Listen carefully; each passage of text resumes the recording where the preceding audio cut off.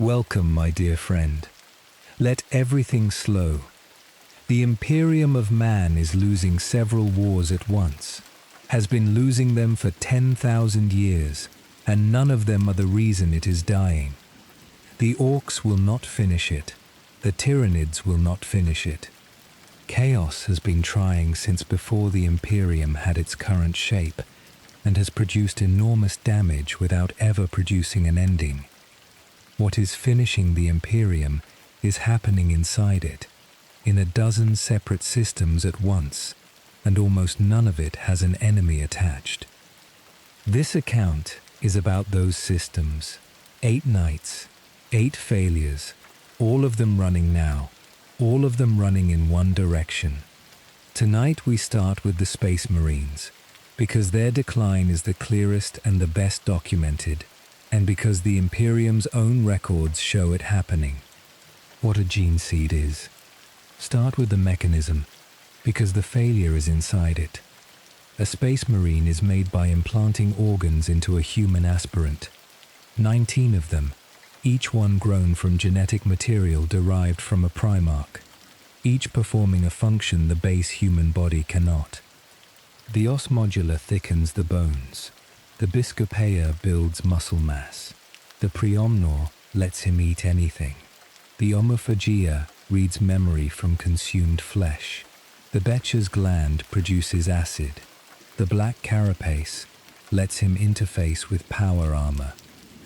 And 2 of those organs, the progenoids, do something different. They collect and store gene seed, and they are what makes the whole thing self-sustaining. A chapter recovers progenoid glands from its dead. Those glands are cultured, and the material they yield is implanted into new aspirants.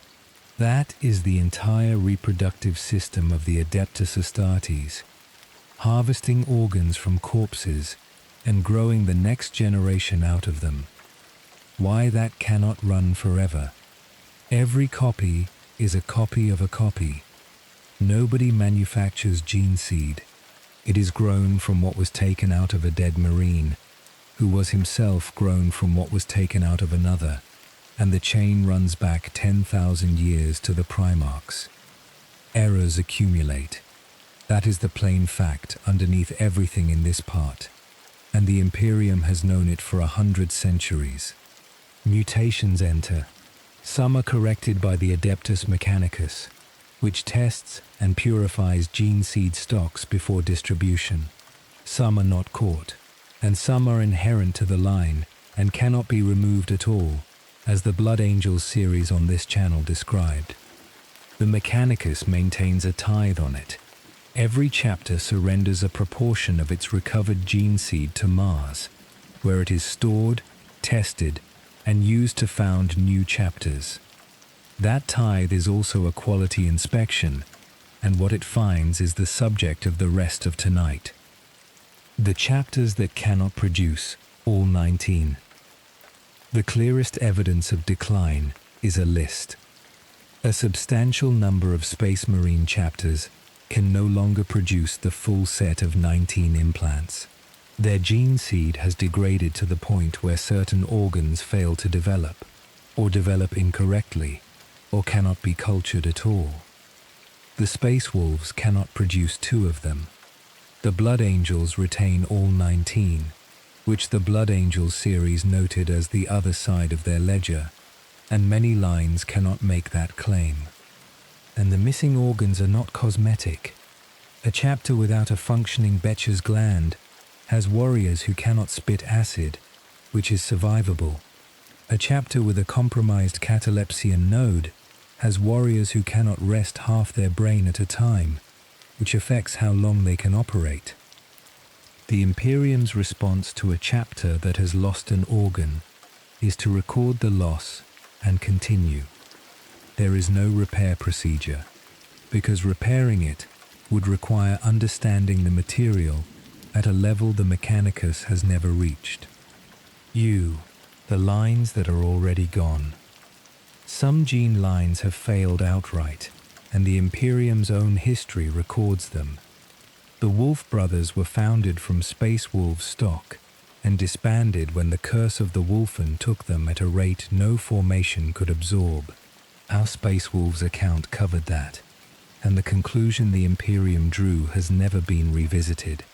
That line cannot be reproduced. The cursed founding produced 20-odd chapters, and a great many of them went wrong. Mutation, instability, and behavior that ranged from unfortunate to unacceptable. Several were destroyed. Several were declared excommunicate. A few survive under permanent supervision, and 2 first founding lines are gone entirely. The 2nd and 11th Legions, expunged from record so thoroughly that the Imperium does not officially acknowledge their existence. Whatever happened to those 2, the gene seed went with them. 2 of the original 20 lines are unavailable and will never be recovered. The founding problem. The Imperium founds new chapters at intervals, and the process reveals the state of the stock. A founding draws on the gene seed reserves held on Mars. The Mechanicus selects lines, cultures material, and distributes it to newly raised chapters. The 21st founding, the cursed founding, is the famous failure. What is less discussed is the general trend. Later foundings draw on more degraded material, and the chapters they produce are more likely to develop problems, and the reserves themselves are finite in a practical sense. Gene seed can be cultured, but every generation of culturing introduces the same errors as every generation of Marines, and stock held for centuries does not improve while it sits. The Mechanicus is working from a library that gets worse as it is used and worse as it waits. What Call did about it? There is one intervention, and it is the largest change to the Adeptus Astartes in 10,000 years. Belisarius Call spent that entire span working on a project Guilliman gave him before the heresy ended, an improved space marine. The Primaris are the result. 3 additional organs on top of the 19, the sinew coil, the Magnificat, and the Belisarian furnace. Larger, stronger, more durable, and produced from gene seed Call had spent 10,000 years refining. They work. That is the important part, and this account should be honest about it. The Primaris are a genuine improvement. They have reinforced the Imperium's Astartes numbers substantially, and the Indomitus Crusade would not have been possible without them. Why that does not solve it. And now the qualifications, because there are several, and they matter. Call's work took 10,000 years and 1 person. It is not a repeatable process.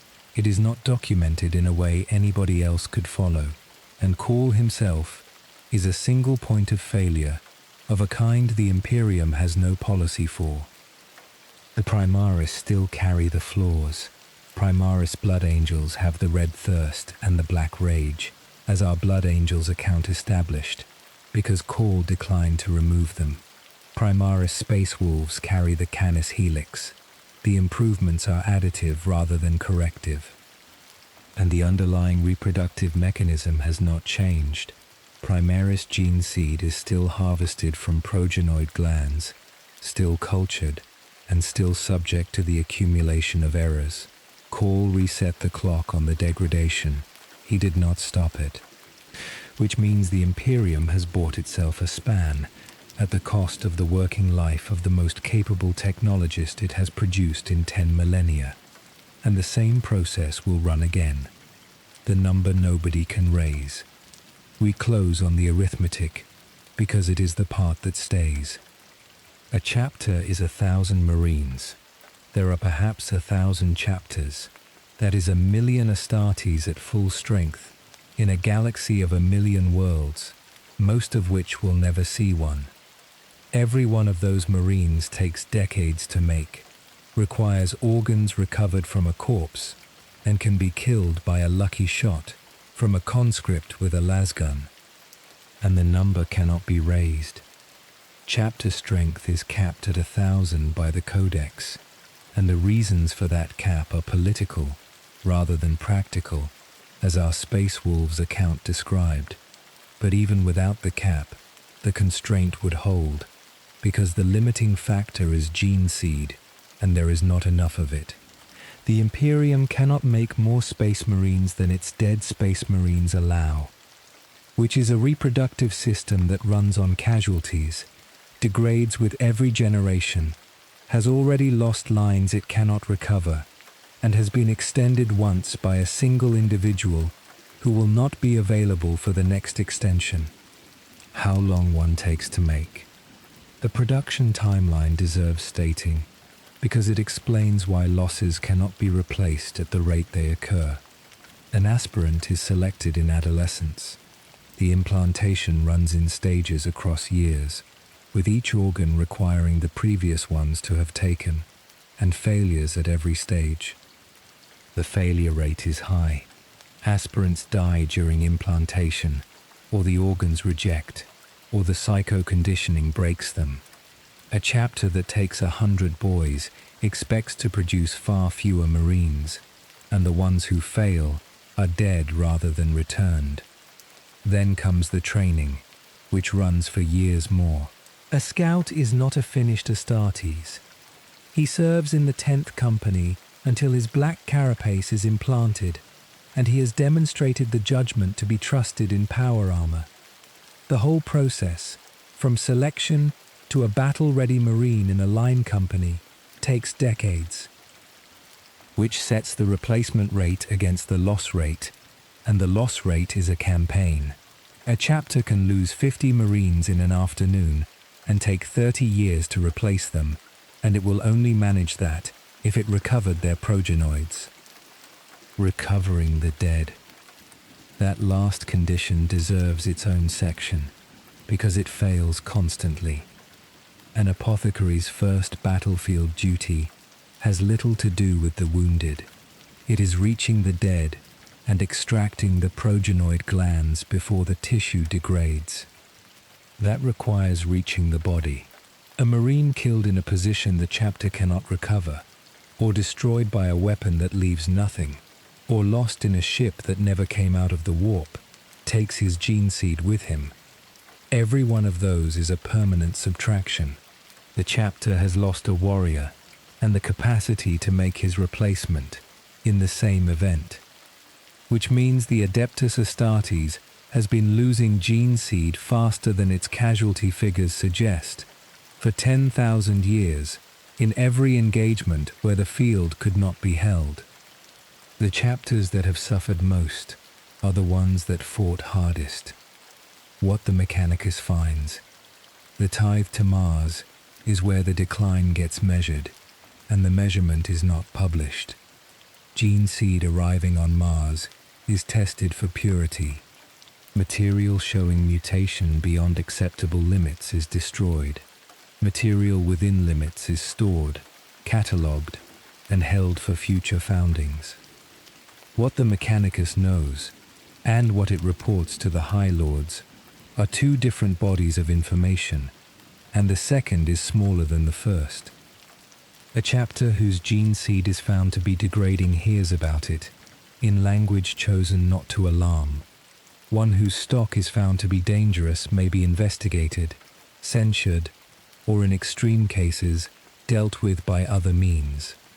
And the Mechanicus has 10,000 years of comparative data. It can see the trend across the whole Adeptus Astartes, generation by generation, because every chapter's material passes through its hands. Nobody outside Mars has seen that data set. What happens to a chapter that fails? The end game for a degraded line is worth describing, because it has happened and will happen again. A chapter whose gene seed can no longer produce viable Marines cannot recruit. It has whatever warriors it currently possesses and no way to make more. What follows is attrition without replacement. The chapter fights, takes losses, and shrinks. Veterans accumulate as a proportion of a diminishing whole, and at some point, the formation drops below the strength required to function. The Imperium's options at that point are to disband it, merge the survivors into another chapter, or leave it to be destroyed in an engagement that a full-strength formation would have survived. All three have happened.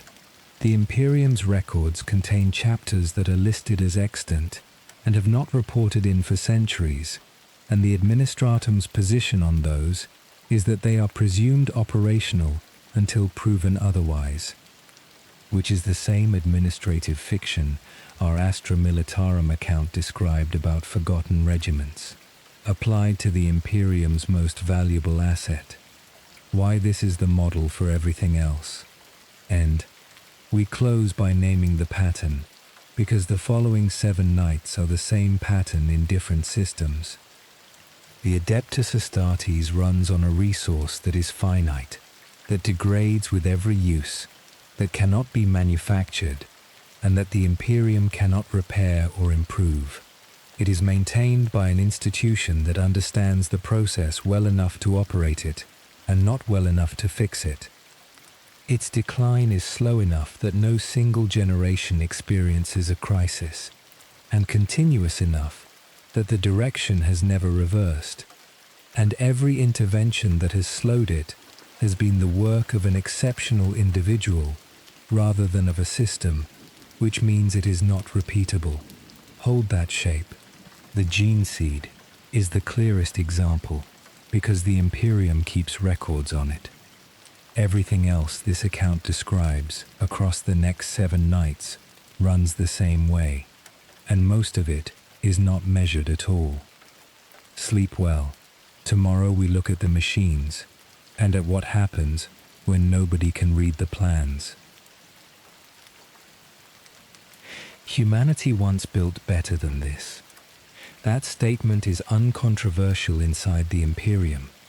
Its own doctrine holds that there was a golden age, that the technology of that age exceeded anything now available, and that what remains is inheritance rather than achievement. What the Imperium does not say out loud is the consequence.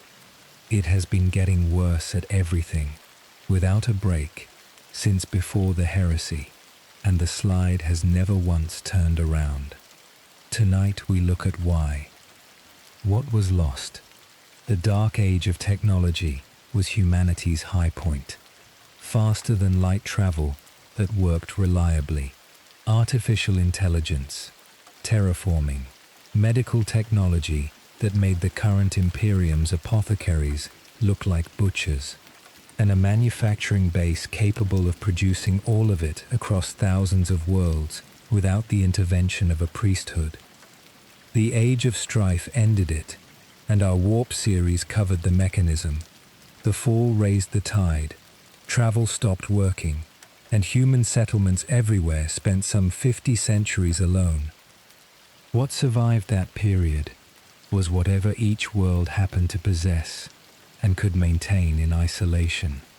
What did not survive was the knowledge, because knowledge requires transmission, and there was none. By the time the Emperor began the Great Crusade, humanity had spent 5 millennia forgetting. The standard template construct, one artifact from that age, matters more than any other, and it explains the Imperium's entire relationship with technology. An STC was a design database. Supplied to colony expeditions, it contained the complete specifications for everything a human settlement might need, from agricultural equipment to weapons to vehicles, and it could adapt those designs to local materials. Feed it a requirement and available resources, and it would produce a working plan. That is what humanity used to spread across the galaxy. A colony ship did not carry engineers who understood everything. It carried a machine that knew everything, and the colonists followed its instructions. Why losing it was terminal. The STC systems are gone. No complete unit has been recovered in 10,000 years. What the Imperium has instead are fragments, partial printouts, copies of copies, individual designs preserved without the system that generated them, and the Imperium builds from those fragments exclusively. The lemon rust tank, the lasgun, the rhino chassis, and the overwhelming majority of Imperial equipment are STC designs, reproduced from surviving patterns, without anybody understanding the principles the designs were built on, which produces the condition that defines Imperial technology. The Imperium can copy, it cannot design. Friend, what a fragment is worth. The value the Imperium places on STC material tells you the state it is in. The discovery of a fragment is an event of enormous significance, capable of shifting the balance between forge worlds and triggering conflict between factions of the Mechanicus. Wars have been fought over them. Crusades have been launched to secure worlds rumored to hold them. And a Magos who recovers one has made a career that will be remembered for centuries. Consider what that says about the underlying situation. A civilization spanning 1,000,000 worlds treats the recovery of a partial blueprint from a dead age as a historic achievement, because it is one. Innovation is heresy, and here is the mechanism that guarantees the decline continues. The Adeptus Mechanicus holds that all knowledge already exists, that it was granted by the Omnissiah in the past, and that the proper activity of a tech priest is recovery rather than invention. Discouragement is the mild version. Designing something new is heretical on doctrinal grounds, and a tech priest who attempts it risks his standing, his position, and in serious cases his life. Our Adeptus Mechanicus account on this channel covered the theology in full. What matters tonight is the practical effect. An institution that forbids innovation, staffed by the only people capable of it, in a civilization whose knowledge base is shrinking, has closed the one route out of its own problem. Ritual instead of engineering. The consequence shows in how Imperial machinery is maintained. A tech priest servicing a machine performs rites, incense, prayers, litanies, and the anointing of components in a specified order. Those rituals encode real procedure. The sequence works because it was derived from something that worked, and following it produces a functioning machine. What has been lost is the reason. The tech priest knows that the third litany must be spoken before the coolant valve is opened. He does not know why, and the doctrine of his order does not require him to ask. Which is adequate while conditions stay the same, and fails the moment they do not. A machine failing in a novel way cannot be diagnosed by somebody who knows the procedure and not the principle, and the Imperium's response to such failures is to replace the unit if a replacement exists. Send the things nobody can fix. Several critical Imperial systems are now beyond repair, and the list is worth stating. Geller field generators, as our Warp series described.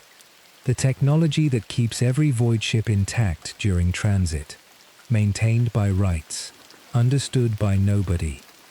The Golden Throne, which is tomorrow night's subject in part, and which the Mechanicus can slow rather than repair. Titan God machines, which are irreplaceable in practice. New Titans are built, at enormous cost, over decades, using recovered patterns. A Titan destroyed is a loss the Imperium feels for centuries. Certain classes of warship whose plasma drives cannot be reproduced. Ships in Imperial service are frequently thousands of years old, and when one is lost, the tonnage does not come back. And the Emperor's own works, which no hand since has come close to matching. Say, the men in the machines.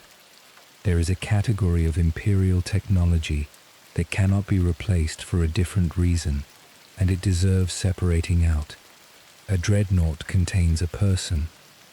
When a space marine is mortally wounded past the point where his body can be saved, and when his chapter judges him worth preserving, what remains of him is interred in a sarcophagus and connected to a walking war machine. He is then kept and woken when needed for centuries.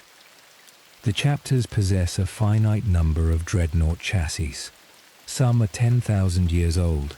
The patterns for building new ones exist in a degraded form, and the older marks, which are better, cannot be reproduced at all. Which means a chapter losing a dreadnought loses both the machine and the veteran inside it, and can replace neither. Bjorn the Fell-Handed, from our Space Wolves account, is the extreme case. A warrior who fought in the Great Crusade, preserved for 100 centuries, and the only living testimony to that era anybody possesses. There is no procedure for making another. The forge worlds that have fallen. Manufacturing capacity has its own attrition, and the losses are permanent in a way the Imperium rarely states. A forge world is not interchangeable with another forge world. Each holds its own patterns, its own specializations, and its own accumulated archive, and much of that exists nowhere else. When one falls, the specializations go with it. The Imperium has lost forge worlds to chaos, to tyrannids, to orc invasions, and to internal collapse. Each loss removes a set of capabilities from the galaxy, and the Mechanicus does not always know what was in the archive until somebody requisitions something that can no longer be made. And the Great Rift made this worse. Forge worlds cut off in the Imperium Nihilus, described in our Warp series, are unreachable for supply purposes even where they still function. 7. Why the Mechanicus behaves this way. Before we close, the doctrine deserves a fair hearing, because the tech priests are not stupid. Their position derives from experience. Humanity's golden age ended in a catastrophe involving, among other things, artificial intelligence turning on its creators. The Mechanicus' prohibition on thinking machines is a response to something that happened. And the wider ban on innovation follows a reasoning that is coherent from inside. If the ancients knew more than we do, and if their knowledge produced a golden age, and if attempting to exceed them produced a catastrophe, then the correct posture is recovery and preservation rather than invention. That is defensible as a first response to a disaster, held for 10,000 years, applied to every field, and enforced as heresy. It becomes the thing that guarantees the decline it was meant to prevent. The Mechanicus is protecting humanity from a repeat of the Dark Age by ensuring humanity never approaches that capability again. The ones who try anyway. A small number of individuals work against this, and their position is instructive. Belisarius' call, from last night's account, is the most extreme. He has spent 10,000 years doing things his own order would burn him for, has built a body of work nobody else could replicate, and survives because his results are too valuable to lose and because he is very difficult to kill. Others exist in smaller ways. Magi who conduct research quietly, explorators who bring back things they do not report, and on the fringes, tech heretics who have abandoned the doctrine and are hunted for it.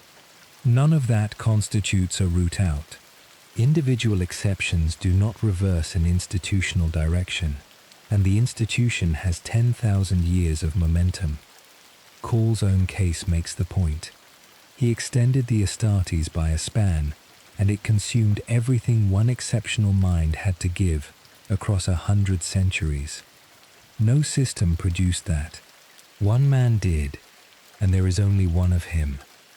The ratchet. We close on the mechanism, because it is the same mechanism this whole series describes. Imperial technology moves in one direction. A pattern is lost and never recovered. A forge world falls and its specializations go with it. A titan is destroyed, and the Imperium fields one fewer forever. A ship is lost, and the drive that powered it cannot be built again. Meanwhile, no new capability enters, because the institution responsible for capability has declared new capability heretical. The Imperium's technological base is therefore a ratchet turning one way. Every event subtracts, nothing adds, and the accumulated position after 10,000 years is a civilization that fights with worse weapons, in worse ships, maintained by people who understand less than their predecessors did. None of that requires an enemy. It is happening on its own, in peacetime, on worlds nobody is attacking. Sleep well. Tomorrow, the light on terror, and the daily price of keeping it lit. The two failures described so far have something in common. Gene seed degrades across generations. Technology is lost a fragment at a time. Both processes run slowly enough that no individual lifetime registers them, and both have been running for 10,000 years without producing a moment where anybody had to act. Tonight's failure is different. It has a flaw. There is a point at which the machinery under the Imperial Palace stops working, and when it stops, the consequences arrive within a single afternoon rather than across an age. Somebody went and looked. Start with the one event that separates this from every other problem in this account. Reboot Guilliman returned to Terra after 10,000 years and went to the throne room. He was admitted. He entered the chamber, stood in front of what is on that throne, and remained there for a period. Nobody else was present for the part that mattered. He came out changed, and he has never told anybody what he saw or what passed between them. Everything the Imperium knows about the Emperor's condition is inference from records, from the Custodes, and from the Mechanicus adepts, who maintain the apparatus. One being in the galaxy has direct testimony. He has said nothing, and his conduct since has been the conduct of a man working against a deadline. What is failing? The apparatus itself deserves description, because the failure is mechanical before it is anything else. The Golden Throne predates the Imperium by a very long way. Its function was never life support, and what it does now is something it was adapted for after the heresy, under emergency conditions, by people who did not understand it then either. It has been running continuously since, and it is wearing out. Components fail. The Mechanicus replaces what it can, and what it cannot replace, it substitutes with the nearest equivalent it is capable of producing, which performs worse. Every substitution reduces the machine's tolerance, and every reduction increases the load on the components that remain. The rate of failure has been rising. That is stated in the Imperium's own records, and it is the part that matters. Add why it cannot be repaired. The reason connects to the previous night of this account. Repairing it would mean rebuilding the science of an age this civilization can no longer read, which is the precise capability our second night showed to be gone beyond recovery. The Mechanicus can maintain it. It can perform the rites, replace the parts it has patterns for, and keep the machine running for another day. It cannot build a new one, cannot improve the existing one, and cannot manufacture a genuine replacement for any component that fails without a surviving pattern, which produces the position the Imperium has been in for 100 centuries. The single most consequential machine in human history is tended by people qualified to clean it and forbidden to understand it. The adepts who know. A small number of Mechanicus adepts work on that apparatus, and their situation deserves stating. They have access to the machine, they perform the maintenance, and they can see the trend in their own records. They cannot report it usefully. There is no authority above them capable of doing anything about it, no research program that could address it, and no honest way to communicate a finding of this kind without the finding itself becoming a heresy. So the Imperium's most sensitive engineering problem is known to a handful of people who are qualified to observe it, forbidden to solve it, and unable to escalate it. They perform the rites and file the reports, and the reports go nowhere. The other side of the ledger, now the demand, because a failing machine with steady requirements is one problem, and a failing machine with rising requirements is a different one. The beacon's consumption is not fixed. What it consumes depends on how far it must reach, and how difficult the Imperium is to project through, and both of those have got worse. Since the Great Rift, conditions in the warp have deteriorated across the whole galaxy, as the warp series on this channel set out.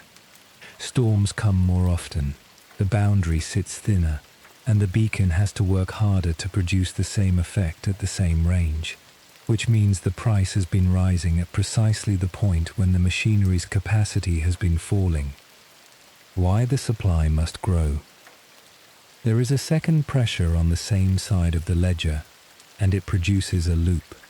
The number of human psychers has been increasing since the Age of Strife, and the increase accelerated sharply after the rift. The psychic awakening is the name given to it, and no species in the galaxy has been left out.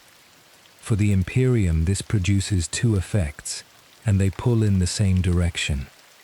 More psychers means more danger. An untrained psyker is a doorway, and a rising psyker population means a rising number of possible breaches on every world in the Imperium. More psychers also means more fuel.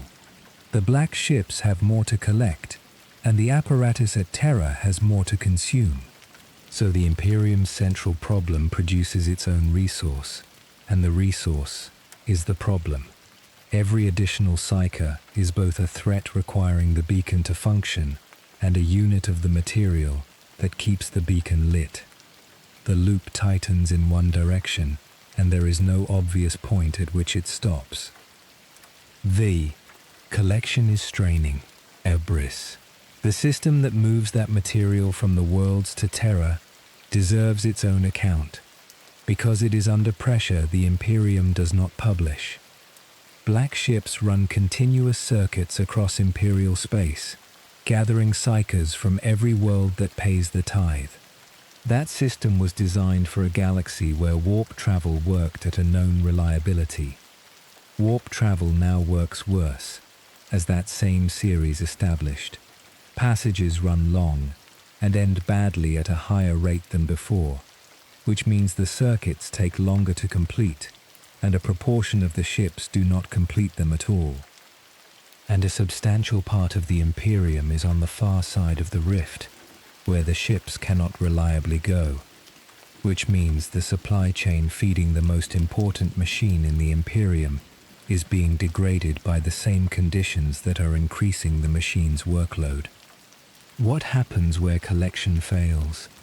The consequence on the ground deserves naming, since it is happening now and nobody is filing it. A world that is not visited by a black ship keeps its psychers.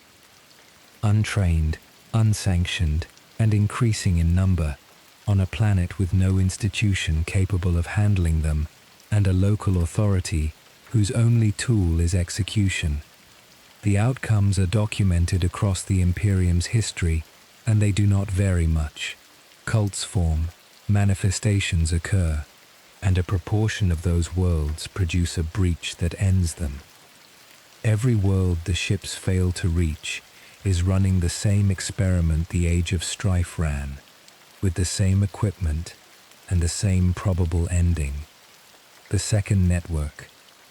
There is a parallel system failing on the same schedule, and it gets less attention.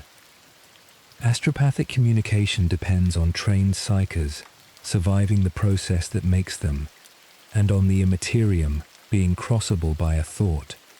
Both have got worse. The training process has a failure rate that has always been high. The warp's condition since the rift has made transmission less reliable, messages more distorted, and whole regions unreachable, which means the Imperium is losing its ability to know what is happening inside itself at the same time as it is losing its ability to move. An administration that can neither travel nor communicate has stopped administering. What remains is a collection of worlds that used to be a state, and the difference between those two conditions is a matter of degree that has been shifting for a century. What happens if it stops? We should state the sequence plainly, because the Imperium never does. The machine gives out. Whatever the throne has been sustaining stops being sustained. The Astronomicon goes out. Not dims, goes out. Everywhere, at once.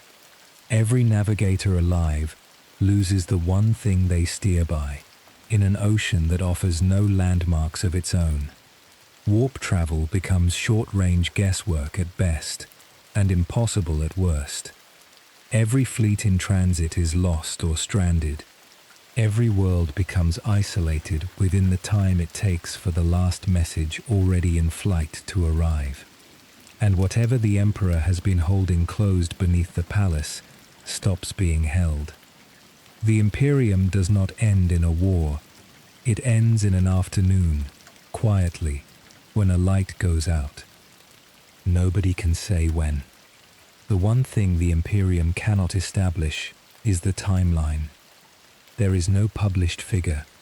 There is no projection, no schedule, and no assessment anybody outside a very small group has access to. What exists is a trend in maintenance records, a group of adepts who can read it, and a returned Primarch behaving like a man who has been given a number and told nobody. Guilliman's urgency since his return is the strongest evidence available, and it is entirely circumstantial. He reorganized the Imperium's military, launched the largest crusade in 10,000 years, and has pushed reform against institutional resistance that would have exhausted anybody working to an ordinary timescale. Something is driving that, and he has not said what. Me, the guard around a machine. One institution's entire existence follows from tonight's problem, and its condition is informative. The Adeptus Custodes are the most expensive soldiers humanity has produced. Each one is crafted individually, over decades, from a candidate selected before he can walk, and the process cannot be scaled. For 10,000 years, almost none of them left the palace. Their function was to stand around one machine and the body on it, permanently, in numbers, because the consequence of that machine being interfered with is the sequence described later tonight. And they have started leaving. Since the rift, the Custodes have been deployed off Terra in greater numbers than at any point since the heresy, on operations across the Imperium. The decision is defensible. The threats have grown, and the Imperium needs them. It also means the guard around the most fragile object in human history has been thinned by an institution that decided the risk elsewhere was greater. Somebody ran that calculation. Nobody has published the reasoning. What else the body is doing? There is a second function nobody mentions in the same breath as the beacon, and it doubles the stakes. Beneath the Imperial Palace is the breach in the webway that Magnus made, covered in the Space Wolves series on this channel. It was never repaired. What has been keeping it closed for 10,000 years is the same will that projects the light. So the throne carries two burdens, and the Imperium talks about one. If the machine fails, the Imperium loses its navigation and its communications, and at the same moment, the thing beneath the palace stops being held shut. The first consequence isolates 10,000 worlds. The second one happens on Terra, immediately, in the building where the Imperium's entire government sits. No plan for the second exists anywhere in the record. The reform nobody will accept. Guilliman's position deserves a section, because it demonstrates why the problem cannot be addressed even by somebody who understands it. He returned with authority nobody else in the Imperium possesses, and he has spent it on reform, military reorganization, administrative overhaul, and a sustained attempt to make the machinery of state function again. The resistance has been enormous. The ecclesiarchy objects to a man who states plainly that his father is not a god. The Administratum objects to anybody altering procedures that have run for 10,000 years. The High Lords object to authority they cannot control. And the fault described tonight cannot be raised at all. There is no forum in which a returned Primarch can announce that the Emperor's life support is failing, because the announcement itself would be heresy, and the panic would be worse than the fault. So the one person in the galaxy, with both the knowledge and the standing to act, is working around the edges of it, quietly, and telling nobody why. Why it was always going to end this way. The original decision deserves an honest look, because nobody intended this arrangement to last. The throne was an emergency measure. The Emperor was carried to it dying, after the duel with Horus, and what was done to him was done in hours by people improvising with technology they inherited and did not understand. Nobody built that arrangement to run for 10,000 years. It was intended to preserve him long enough for something else to happen. The Webway project completed, or a successor prepared, or a recovery that never came. Then the something else did not happen, and the temporary measure became the permanent foundation of a galactic civilization, which is the pattern of this entire series in miniature. Every failure described across these nights began as a workaround, gene seed drawn from a diminishing stock, technology maintained by ritual instead of understanding, and a dying man wired into a machine for a few years that turned into an age. The Imperium has been running on emergency measures for so long that it has forgotten they were emergency measures, and the emergencies they were addressing never went away. Why this one is different? We close by placing tonight's failure against the two before it. Gene seed degradation is a slope. Every generation is slightly worse, and the Imperium adapts by lowering standards, and it can keep doing that for a very long time before anything becomes impossible. Technological loss is a ratchet, as our second night described. It turns one way, slowly, and each notch is permanent, and the Imperium has been turning it for 10,000 years without reaching an edge. The throne is a cliff. There is no version of this in which the machine degrades gracefully into a lesser machine. It works, and then at some point it does not, and everything downstream of it stops in the same moment. Every other problem in this account gives the Imperium time to adapt badly. This one gives it no time at all, and the people who can see it coming are a handful of adepts filing reports that nobody reads, and one Primarch who will not say what he saw. Sleep well. Tomorrow we look at the paperwork, and at an empire that has lost track of itself. Nobody can say how many worlds this state contains. Not approximately. There is no figure anywhere in the Imperium that anybody trusts, no census that has been completed, and no institution capable of producing one. The number most often repeated is 1,000,000 worlds, and that number is a slogan rather than a count. It appears in liturgy and in propaganda, and nobody has ever verified it. Tonight, we look at what happens to a state that cannot see itself. The largest organization that has ever existed. Start with the scale of the thing that is meant to be counting. The Adeptus Administratum is the Imperium's civil service, and its personnel are numbered in the trillions across the galaxy.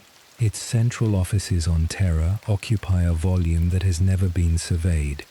Its archives extend downward through the crust of the planet, in layers laid over one another for 10,000 years. Individual adepts are assigned to a single category of record and remain there for life. A scribe may spend 40 years processing agricultural yield returns from one subsector and die without having seen a document from any other part of the Imperium. There is no map of the Administratum. Departments exist that no other department knows about. Offices continue operating after the function they served has ceased to exist, because the order establishing them was never rescinded, and nobody currently working there knows why they are there, how long a document takes. The processing times are the part that breaks a modern reader's intuition. A request submitted from a distant world reaches Terra by astropathic message or by courier, both of which take years. It enters a queue. The queue is worked through in an order determined by procedures written centuries ago by adepts who handle a volume that guarantees delay. Responses measured in decades are ordinary.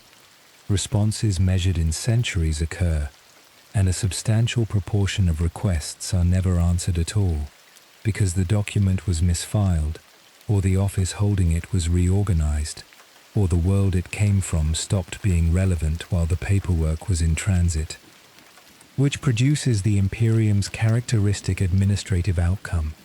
An answer arrives long after the question stopped mattering, addressed to an official who has been dead for generations, concerning a situation that resolved itself one way or another without any help from Terra. Worlds that fell off the records. The consequence at planetary scale deserves stating plainly. Worlds are lost from the Imperium's records without being lost in any physical sense. A planet stops appearing in the tithe schedules because a clerical error removed it, or because the sector office holding its file was destroyed, or because a warp storm cut it off for 2 centuries and the entry was closed in the meantime. The planet is still there.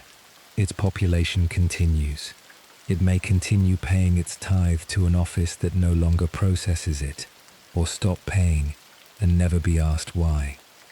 And when contact is re-established, which happens occasionally, the Imperium's response is a small crisis. A world that has been governing itself for 300 years must be assessed. Whether its people have remained faithful, whether its rulers will submit, and whether the whole population needs to be destroyed. That assessment goes badly more often than it goes well. Gilt tithes, collected from nothing. The reverse case is equally documented and stranger. The Administratum continues to record tithe obligations for worlds that no longer exist. A planet consumed by a tyrannid hive fleet, destroyed by exterminatus, or swallowed by a warp rift remains on the schedules until somebody files the paperwork removing it, and that paperwork takes years to reach Terra and longer to process. In the meantime, the tithe is expected. Collection notices are issued, enforcement is scheduled, and on occasion a Munitorum vessel has arrived at coordinates where a world used to be, to collect a levy from a population that ceased to exist a century earlier. The records get corrected in the end. The correction takes as long as everything else, and while it is pending, the Imperium's official position is that the world is late with its payment. Matko, the cost of not knowing. This is not a comic failure, and the consequences are severe. An empire that cannot count its worlds cannot plan. It does not know what it has, where its resources are, or which regions are in trouble, until the trouble is large enough to be reported by somebody who survived it. Military deployments are made from figures that expired. Supply is allocated to places that no longer need it, and withheld from places that do.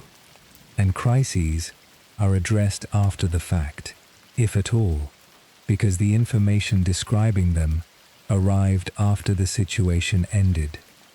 The Imperium's response to every problem is force applied late, and the lateness is structural rather than incidental. The reform that cannot happen, Guilliman tried, and what happened to the attempt is instructive. He came back holding an authority that exists nowhere else, and set about reforming the Imperium's administration, because he could see what tonight has been describing, and because he had run a functioning state before. The resistance was not opposition in the ordinary sense. Nobody argued with him. What he encountered instead was an organization so large, so old, and so internally opaque that reforming it would require first understanding it, and nobody understands it. There is no adept who can describe how the Administratum works. There is no document that maps it. Departments cannot be closed because nobody can establish what closing them would break. An institution that has lost its own documentation cannot be repaired because repair requires knowing what the thing was supposed to do. Why it cannot be rebuilt either. The alternative is worse, and this deserves its own moment. Replacing the Administratum would mean interrupting, for some period, the collection of tithes, the allocation of supply, the maintenance of records, and the administration of a galactic state. The Imperium cannot afford an interruption of any length. The system is barely functioning as it is, and everything it does badly it does continuously, and stopping it to fix it would collapse the parts that currently work. So the arrangement continues, badly, expensively, at enormous human cost, because the transition to anything else would kill more people than the existing failure does. That is a defensible position. It is also the position of an institution that has accepted permanent decline as the cheaper option. What is written in the archive? There is a further problem underneath the volume, and it is about the quality of what is stored rather than the quantity. Imperial records degrade, parchment rots, data slates fail, copies are made from copies, and each copy introduces errors that are then propagated onward as fact. And the Administratum has no mechanism for correcting the archive against reality. A record that says a world produces a certain tonnage of grain is treated as true because it is written down, and the writing is centuries old, and nobody has visited. So the Imperium's picture of itself has gone past incomplete. It is wrong in ways that compound, and the errors have been compounding for 100 centuries. Somewhere in the archives on Terra, there are files describing worlds in detail that bear no relation to any world that has ever existed, produced by a chain of copying errors nobody has the capacity to trace. So, the adepts who cannot leave. The human cost of maintaining this deserves the same attention this account gave to the guard. An Administratum scribe is assigned in youth and released by death. Working conditions in the deep archives are described in the Imperium's own materials without apology. Poor light, poor air, and quotas that determine whether an adept eats. The work has no visible product. A scribe processes documents that go elsewhere, for purposes nobody explains, in a system whose shape nobody has described to him. And the numbers are enormous. Trillions of people spend their entire lives inside that machine. and their labor sustains a picture of the Imperium that is out of date, incomplete, and in places invented. Neither laziness nor stupidity enters into it. They are drowning, in the same way the Munitorum adepts covered elsewhere on this channel are drowning, and for the same reason. Ngor, why the ignorance is load-bearing. We should also state the uncomfortable version, because the Imperium's opacity is not entirely accidental. A state that cannot see itself is also a state whose officials cannot be audited. Sector governors divert resources that were never reliably counted. Planetary rulers underreport production. Departments on Terra maintain budgets for functions that ceased centuries ago, and the funds go somewhere. Nobody can prove any of it, because proving it would require records that are accurate, and the records are not, which produces an equilibrium that a great many powerful people find comfortable. The Imperium's inability to know what it has protects everybody who is taking something from it, and any successful reform would expose all of them at once. That is a further reason Guilliman's audit went nowhere, and it is the reason nobody has attempted one since. Nobody. The census, nobody finished. One artifact of this failure deserves naming, because the Imperium tried once. A full accounting of the Imperium's holdings was attempted, and it did not conclude. The reasons are the ones tonight has been describing. Surveying a galaxy requires traveling it, and travel takes years per leg. By the time the survey teams reached the far end of a sector, the near end had changed. Worlds counted early were counted again by a different team under a different designation. Regions were missed and nobody noticed, because noticing would have required a complete list, which was the thing being produced. The exercise generated an enormous body of records that contradict one another, and a conclusion nobody would sign. What the Imperium has instead is aggregate estimates, produced by extrapolating from tithe returns, which are themselves produced by worlds with an interest in underreporting. The state's picture of its own size is an estimate built on numbers supplied by parties who benefit from lying, where the real knowledge lives. One organization does maintain accurate records, and its position in all this is worth stating. The Inquisition keeps its own archives, its own agents, and its own picture of the Imperium, because it learned long ago that the Administratum's version cannot be relied on. Individual inquisitors accumulate knowledge that no imperial institution possesses. Ordo Xenos knows things about alien species that the Administratum has never recorded. Ordo Malleus knows the true condition of worlds the ecclesiarchy describes as devout, and none of it is shared. Inquisitorial archives are personal. They pass to a successor, or they are lost when the inquisitor dies. There is no central repository, no requirement to report, and no route by which the Imperium's truest picture of itself ever reaches a desk where it might matter.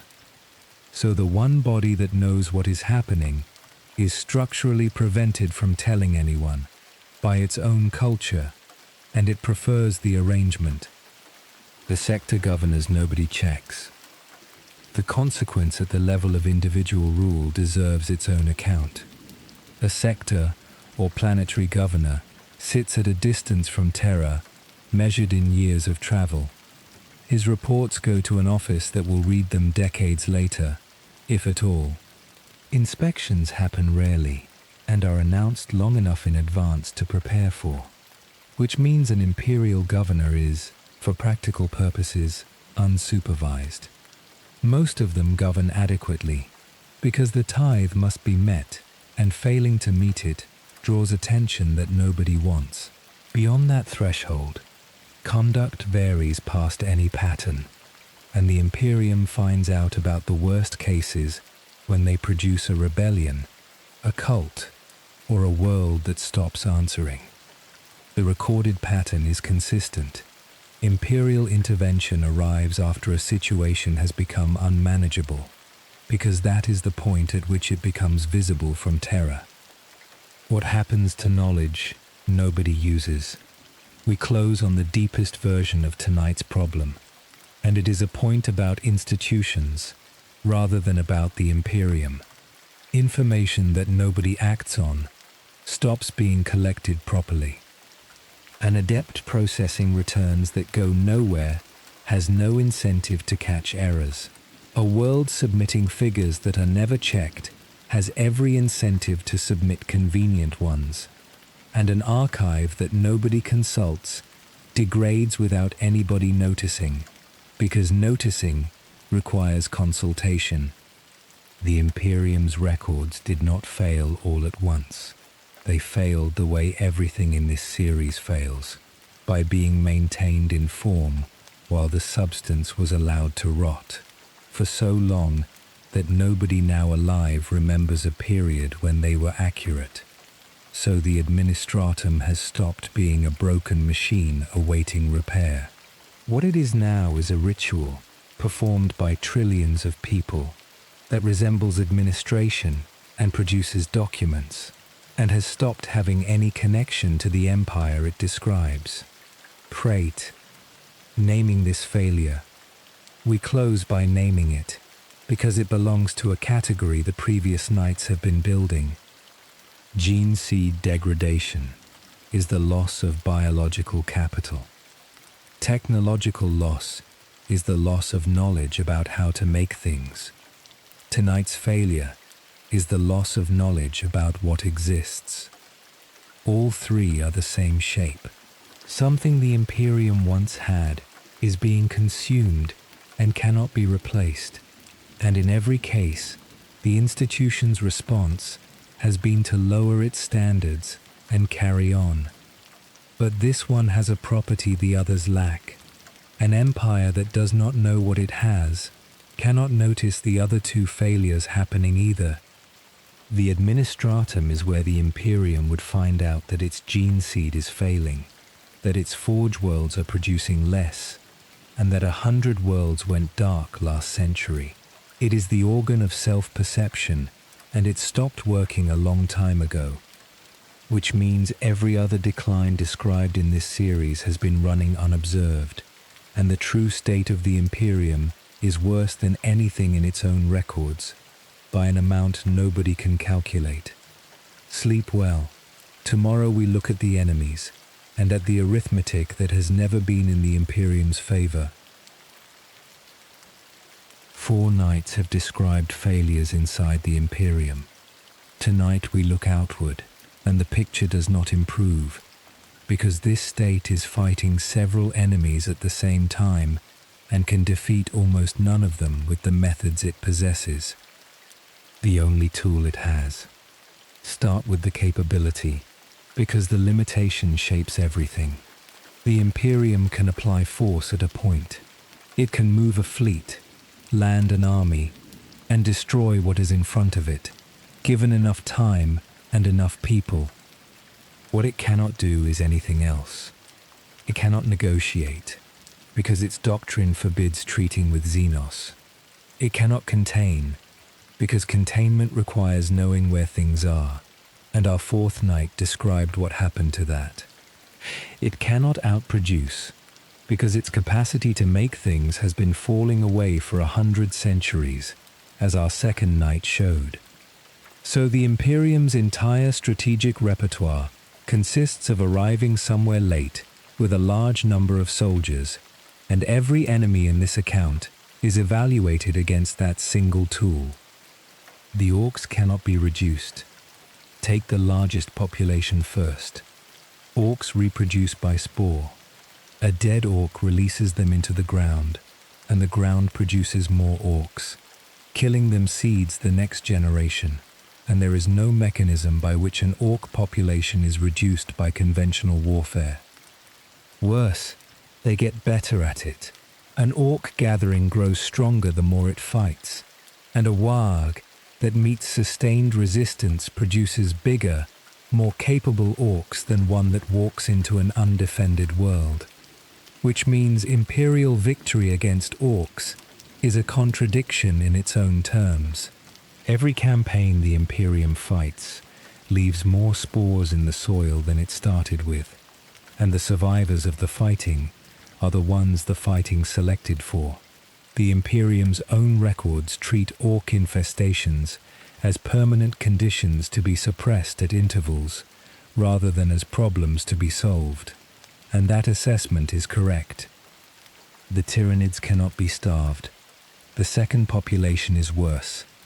Hive fleets consume biomass and convert it into more hive fleet. A world that falls to them is not conquered. It is processed, and the resulting material becomes the ships and creatures that take the next world. Which means every Tyranid victory makes the next fleet larger, and every imperial defeat feeds the thing that inflicted it.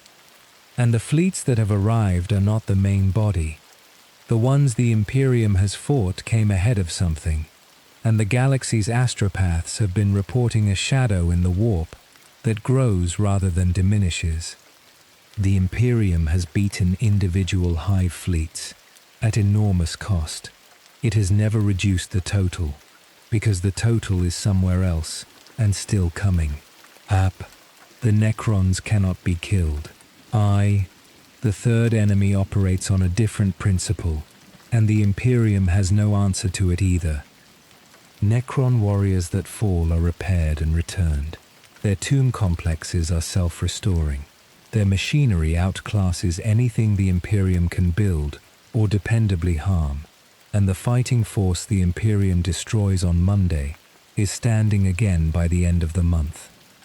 And they are waking on their own schedule. Tomb worlds across the galaxy are coming out of the Great Sleep, and nothing the Imperium does affects the timetable, because the timetable was set 60 million years ago and does not consult anybody. The Imperium's only successes against them have been local and temporary. There is no campaign that has permanently removed a Necron dynasty from the board. Have chaos cannot be reached. The fourth enemy cannot be attacked at all. The Chaos Gods exist in a dimension the Imperium cannot enter with any force it could sustain, and the sources of their power are the emotions of every living thing in the galaxy, as this channel's account of the Immaterium described. Which means the Imperium cannot deprive them, cannot destroy them, and cannot stop feeding them without ceasing to have a population. Its actual policy against chaos is containment at the physical breaches and suppression of cults inside its own borders, and both are holding actions with no endpoint. Every warband destroyed is replaced. Every daemon banished returns. And the wounds in the galaxy have been getting larger for 10,000 years without a single one being closed. The Aeldari are not losing one. One enemy deserves separating out because the Imperium misreads it. The Aeldari are a dying species, and the Imperium knows it, and concludes from that they are a diminishing threat. They are not behaving like one. Craftworld forces intervene in Imperial campaigns for reasons the Imperium cannot determine, achieve objectives it cannot identify, and withdraw before it can respond. The Drukhari raid Imperial worlds continuously and cannot be traced to a home the Imperium can reach. A species with a shrinking population and superior technology, mobility and foresight is a different problem from a species in decline, and the Imperium's strategic assessments do not distinguish between the two. The enemy it is losing to fastest, and then there is the one nobody counts. The Imperium loses more worlds to internal collapse than to any external enemy. Rebellions, cult uprisings, governors who declare independence, populations that starve because a supply chain failed, and then riot, and then have to be suppressed by force that could have been used elsewhere. Every one of those has a cause described in the previous 4 nights. A world goes dark because the records lost it. A hive collapses because the technology maintaining its water supply failed and nobody could repair it. A cult takes hold because the psychers were never collected. The Imperium's largest ongoing loss of territory is to its own decay, and because that loss is distributed across 10,000 small events rather than concentrated in one invasion, it does not appear in any assessment as a single problem. What fighting everything at once costs? The strategic position deserves a plain statement. The Imperium is fighting orcs, Tyranids, Necrons, Chaos, the Aeldari, the Tiao, and its own rebellious subjects, in every segmentum, at the same time, continuously. Concentration has never been available to it. Every force committed to one theatre is a force unavailable everywhere else, and every crisis is therefore addressed with less than the required strength, which produces the Imperium's characteristic outcome, a defense that holds at ruinous cost, or fails, and in both cases the forces involved are consumed and the underlying situation is unchanged. The Imperium has not won a war in the sense of ending one. It has survived a very large number of them. The Indomitus Crusade bought time. The current era's great counter-offensive deserves an honest assessment. Guilliman's crusade has relieved worlds, reopened routes, reinforced chapters, and stabilized fronts that were collapsing. The Primaris program has put more Astartes into the field than the Imperium has fielded since its founding wars. All of that is real, and it was necessary. None of it addresses anything in this account. The gene seed still degrades. The technology is still lost. The throne still fails on its own schedule. The Administratum still cannot see, and the enemies described tonight still cannot be defeated by the methods used against them. The crusade is a very large and very expensive holding action, executed well by the one man in the Imperium capable of executing it. It has bought time. Nobody has said what the time is for. The Tau are doing it better. One enemy deserves attention for a reason that has nothing to do with military strength. The Tau Empire is young, small, and occupies a fraction of the space the Imperium holds. In a straight exchange, the Imperium can beat it, and has. That is not the problem the Tau present. They advance by absorbing. Worlds join them, and some of those worlds were imperial ones whose populations decided the offer was better. The Tau provide medicine, food, technology, and a functioning administration, and they ask for adherence to an ideology rather than a tithe of children. The Imperium's counterargument is force, and force does not address the reason people left. And the Tau are improving. Their technology advances within a lifetime, their doctrine adapts between campaigns, and their capabilities in the current era exceed what they had when the Imperium first encountered them. A small young enemy that gets better while the Imperium gets worse is a different category of problem from a large one that stays the same. The gap has been closing from both ends.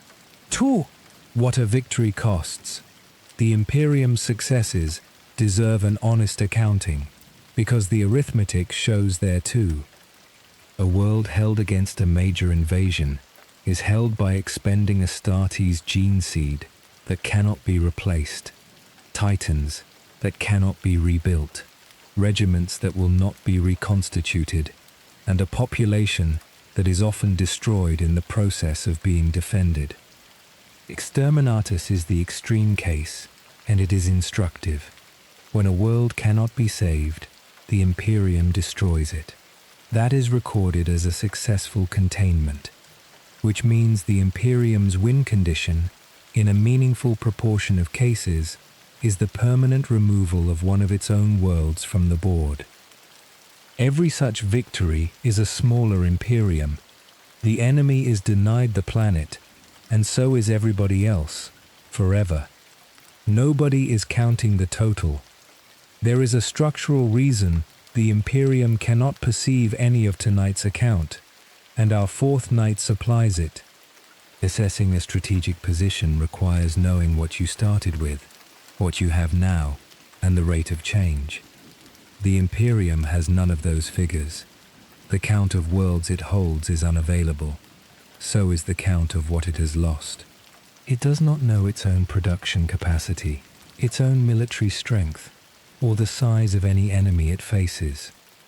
What it has instead is individual reports of individual campaigns, arriving years late at offices that file them without aggregating. So there is no desk anywhere in the Imperium at which the trend described tonight is visible. Every crisis is handled as a separate event by people who cannot see the pattern, and the pattern is what matters. The one figure who could see it is a Primarch who has been awake for a very short time and has spent all of it fighting fires. How long this can continue? We should be careful with the closing question, because the honest answer is uncomfortable in both directions. The Imperium has been in this condition for a very long time. 10,000 years of decline is a length of time that makes the word decline questionable, and predictions of imminent collapse have been made by observers in every century since the heresy. It is enormous. Its reserves of people, worlds and material are on a scale that absorbs losses which would end any other polity, and it has absorbed them repeatedly. So the position is not that the Imperium falls tomorrow. The position is that everything sustaining it is finite and being consumed, that nothing consumed has ever been replaced, and that the rate of consumption has risen sharply in the current era, while the capacity to replace has continued to fall. A very large reserve, drawn down at an accelerating rate, with no inflow. That describes an ending without specifying a date, and the absence of a date is the only comfort available, and why the arithmetic never worked. We close on the shape underneath all of it. Every enemy in tonight's account grows from what the Imperium does to it. Orcs from being fought, Tyranids from being fed, chaos from being felt, Necrons from a clock nobody can touch, and the Imperium's own capacity declines from being used.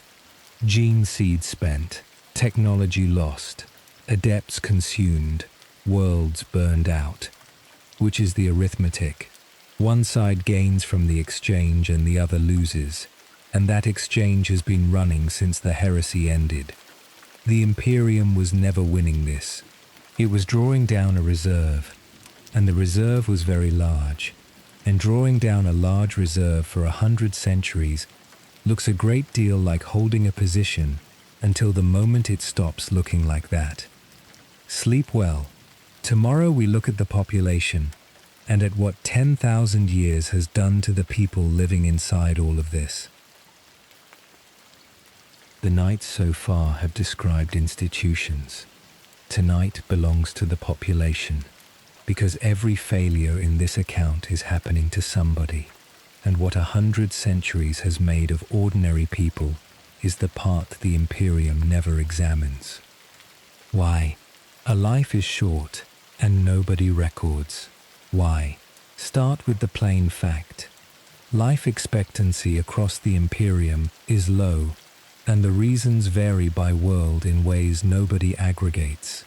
On a hive world, it is industrial disease, contaminated water, and air that damages lungs from childhood. On an agri-world, it is labor, injury, and famine when a harvest fails. On a forge world, it is the work itself. On a feral world, it is whatever the planet does to people. None of that is recorded as a cause of anything.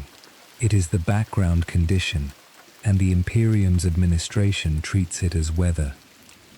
which means the largest ongoing loss of human life in the galaxy has nothing to do with war.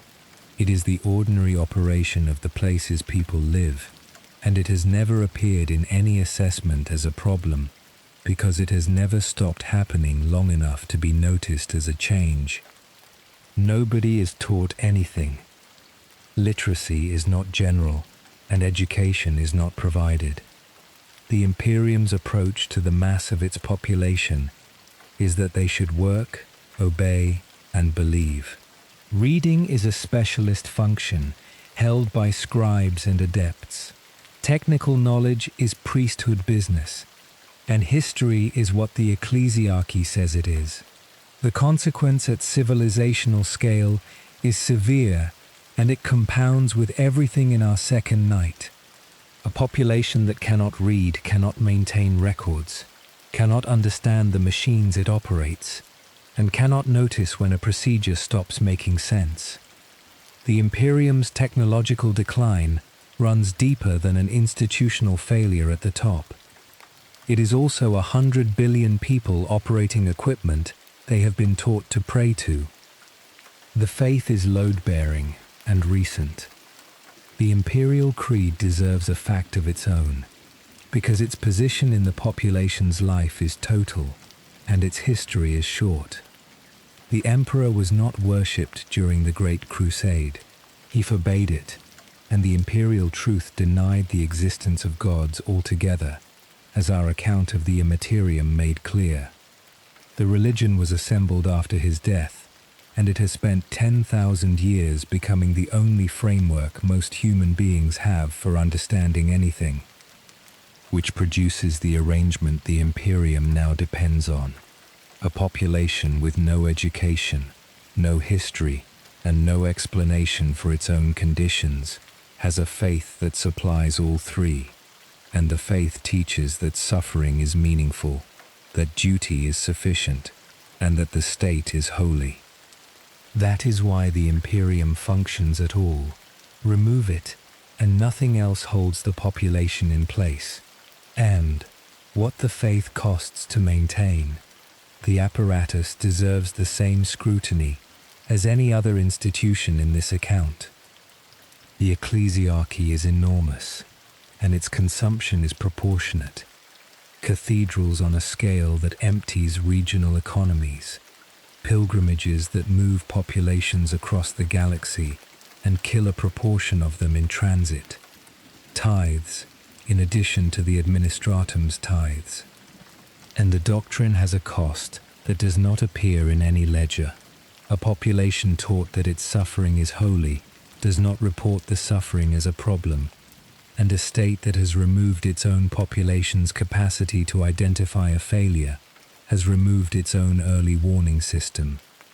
The people living inside the failures described across this series are the people best placed to see them, and they have been taught that noticing is a sin. Tickly 8. Mutation is rising and being punished. The physical condition of the population is worsening for reasons the Imperium creates. Radiation, chemical exposure, warp proximity, and 10,000 years of living in hive environments produce mutation at rates that are increasing. The Great Rift sharpened the curve. As our third night noted, the Imperium's response is the one it has always used.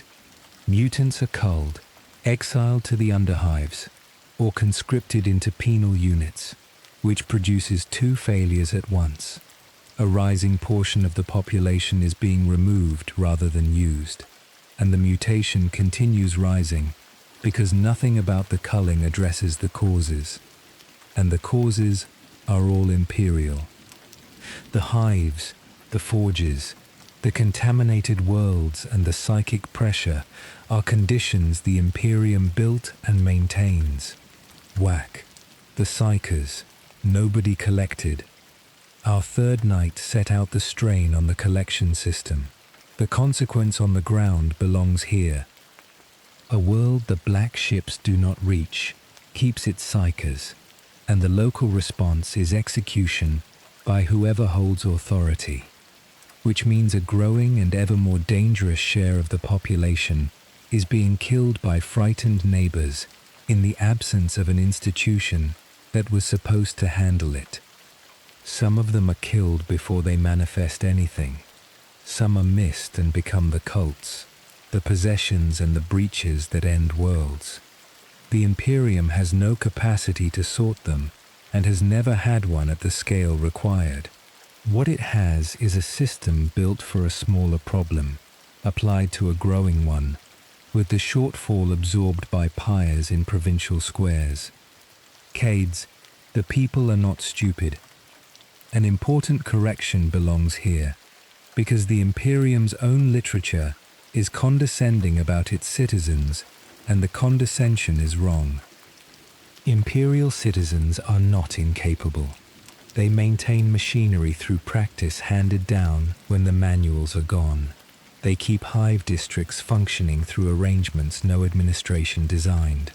They organize, they trade, they help each other, and they do all of it inside constraints that would be described as impossible by anybody outside them. The void crews from that same account are the clearest case. Superstitions that encode real hazards, procedures preserved without theory, and a working knowledge of a dimension nobody has explained to them. Capability is not the shortage. What they lack is information, authority, and any route by which what they know reaches somebody who decides anything. Ab rebellion is rational and constant, which produces the Imperium's largest internal problem and the one it least understands. Worlds rebel continuously. The Imperium reads every rebellion as heresy, corruption, or the work of Xenos influence, and some of them are. The rest are people responding to conditions.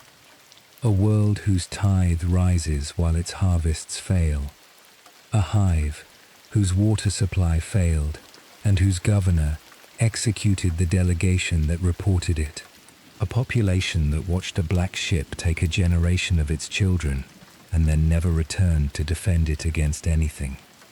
Those uprisings are suppressed by force. The leaders are executed, and the conditions that produce them are left in place, because addressing them is not something the Imperium's machinery is capable of doing. So the same worlds rebel again in the next century, and the Imperium records a second heresy. Church, one life, from start to finish.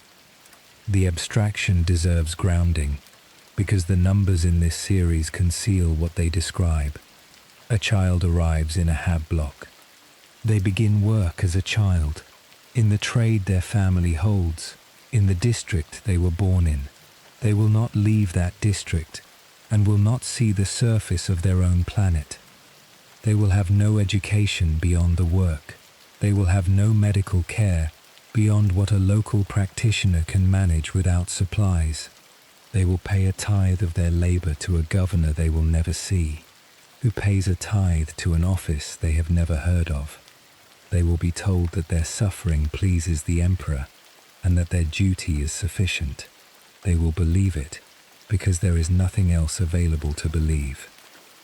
And they will die of something preventable, at an age a pre-imperial human would have considered early, in a civilization that could once have cured it and no longer knows how. That happens somewhere in the Imperium several billion times a day, and nothing anywhere records it as a loss. The ones the tithe takes tie. 2 collections run continuously, and neither returns anybody. The Astra Militarum takes 1/10 of a world's fighting strength, as our account of the Guards set out in full, and those regiments never come home. The black ships take psychers. Both are described to the population as honors. Both remove a portion of every generation permanently, and both are experienced by the families involved as a death without a body. The cumulative effect over 10,000 years has never been calculated. Every world under this banner has spent 100 centuries sending away a fraction of its young and receiving nothing back. and the compounding of that across 400 generations is a demographic fact nobody has ever attempted to describe. The ones who have it worse. Certain populations exist below the ordinary condition and deserve marking. Servitors are people who have been lobotomized and fitted with machinery to perform a task. They are made from criminals, from the condemned, and from anybody in authority found surplus. They are the Imperium's answer to any labor problem it cannot solve with volunteers. Penal legions are conscripted from prisons and used for work nobody else survives. And the underhive populations of the great cities live below the level at which any imperial institution operates. No tithe, no records, no governor, and no acknowledgement that they exist. Each of those categories is enormous. None of them appears in any census, for the reasons our fourth night described. Why this is the failure that matters. We should be clear about the weight of tonight's account against the previous 5. Gene seed, technology, the throne, the records and the enemies are all resources or threats. They are the machinery of the problem. The population is what the machinery is for. A civilization exists in order that the people inside it can live. Every institution in this series was built to make that possible, and every one of them has drifted into a condition where its function is its own continuation. The Administratum files, the Ecclesiarchy preaches, the Munitorum supplies, the Mechanicus maintains, and the ordinary human being inside all of it is worse off than a human being was 10,000 years ago, by every measure that can be applied, which is the honest verdict on the Imperium of man. Not that it is losing a war, though it is, that it stopped being for anybody a very long time ago, and has been running on momentum since. Sure what 10,000 years has selected for. We close on the deepest change, and it is one the Imperium would not recognize as a change. 100 centuries of these conditions has produced a population adapted to them. People who expect nothing from authority. People who accept that questions are dangerous. People who have inherited, across 400 generations, the understanding that endurance is the only available response to anything. That population is extraordinarily durable. It is why the Imperium has survived everything described in this series, and it is the single greatest asset the state possesses. It is also incapable of the thing the Imperium now needs, which is somebody noticing that the arrangement is failing and saying so. A civilization that spent 10,000 years training its people not to look has arrived at the moment when looking would have been the only thing that helped. Sleep well. Tomorrow we look at the things that could still change it, and at how thin that list is. All those failures deserve an honest counterweight. The Imperium is not without options.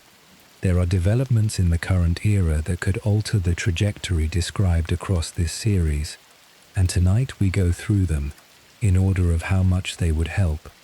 Then we look at what each one costs.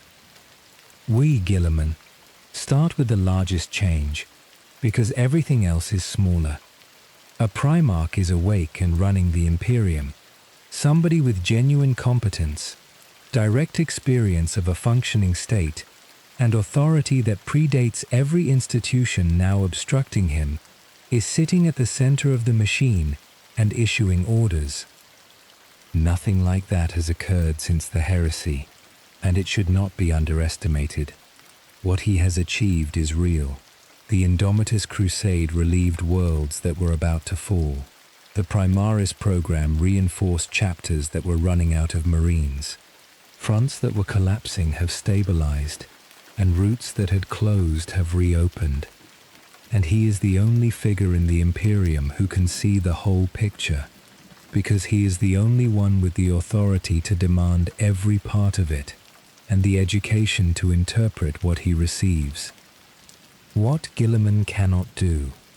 The limitation is the part that matters. He cannot reform the Administratum because nobody can describe it, as our fourth knight established. He cannot restore lost technology because the knowledge is gone and no authority creates knowledge. He cannot repair the throne. He cannot close the rift. He cannot fix the gene seed, and Call's work on that problem is a substitution rather than a cure, as our first knight described. And he cannot last. He is one being, working against institutional resistance, on a timescale nobody has told him, in a state that has already made a god of his father against that father's explicit instruction, and will do the same to him, whatever he says. Which produces the honest assessment.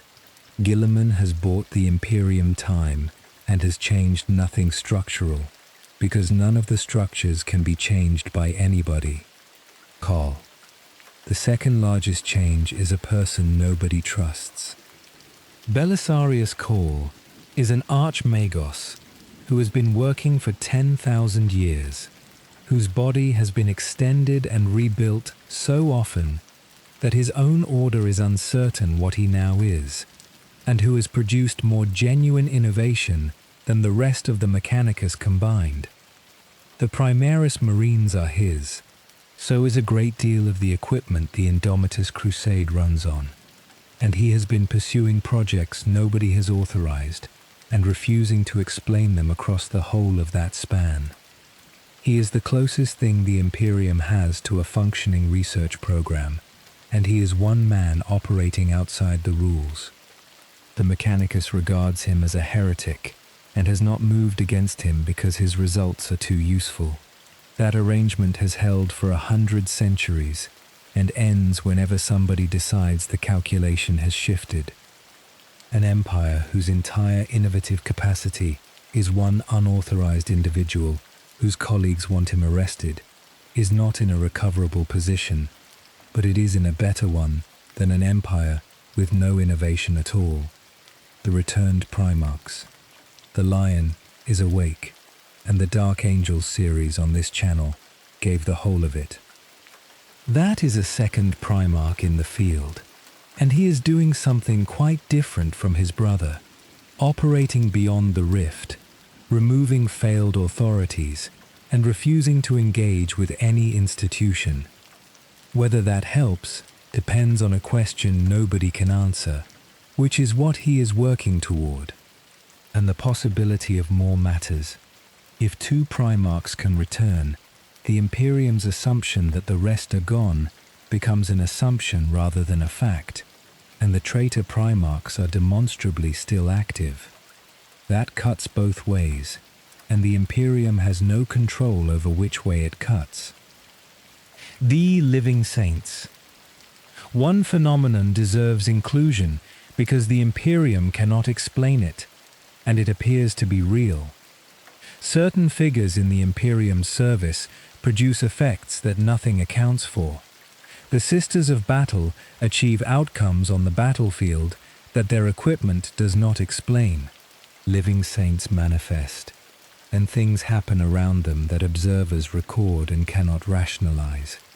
Whether the Emperor is answering, or something wearing his outline, or a concentration gathering by the process our warp account laid out, nobody in the setting can say. The record shows it working, more often since the rift than before, and that it is the only asset in this list that the Imperium's enemies cannot straightforwardly counter. Straightforwardly. Mat-side possibility deserves a mention because it would change one of the oldest problems in the galaxy. The Eldari have raised a god of the dead, deliberately, and those who follow it believe it can end the power that devoured their people. If they succeed, one of the four great powers of the Imperium is removed. Nothing like that has happened before. There is no precedent for a Chaos God being killed, and the consequences for the balance our Chaos Gods series described cannot be predicted by anybody. The Imperium is not part of that project and would not assist it if asked. But the Imperium is in the galaxy where it is happening, and the removal of one power would change everything about the arrangement it has been fighting inside. K. The Necron option. There is one solution to the deepest problem in this account, and the Imperium will never take it. Our second night touched the pylons on Cadia, and the warp account explained their function. Necron Blackstone, holding the two dimensions apart across a wide span of space. That technology exists. It works. It is the only demonstrated method anybody has ever possessed for thickening the barrier rather than watching it thin. The Imperium had it for 10,000 years, standing in plain sight on a planet it garrisoned, and never understood it. Abaddon destroyed it, and the species that built it is awake, hostile, and in possession of the knowledge, which means the one genuine solution to the warp problem is held by an enemy the Imperium cannot negotiate with, on principle, by doctrine, without exception. Nothing in the Imperium structure permits the approach that would be required. The Inquisition would kill anybody who proposed it. Tact. What would be required? We should state the honest version, because it clarifies why none of the above is sufficient. Reversing the trajectory in this series would require restoring the ability to create knowledge, replacing the Administratum without an interruption, repairing or replacing the throne, closing the rift, stabilizing the gene seed, and negotiating with at least one Xenos species. Each of those is individually impossible for the Imperium as constituted. All 6 would have to happen together, and the institution that would have to authorize them is the one described across 6 nights, unable to see itself, unable to reform, and structurally committed to treating every one of those 6 actions as heresy. The Imperium's problem is not that it lacks solutions. Several exist. Its problem is that it is a machine built to prevent their adoption. The Primaris question, Call's largest contribution, deserves examining on its own, because opinion on it inside the Imperium runs both ways with real conviction. Primaris Marines are stronger, more durable, and better equipped than the Astartes who preceded them. They were produced from stock Call, held for 10,000 years, using a process that works around the degradation described on our first night. They also arrived without warning, in numbers, into chapters that had not been consulted. The friction has been considerable. Existing Marines regard them as an imposition.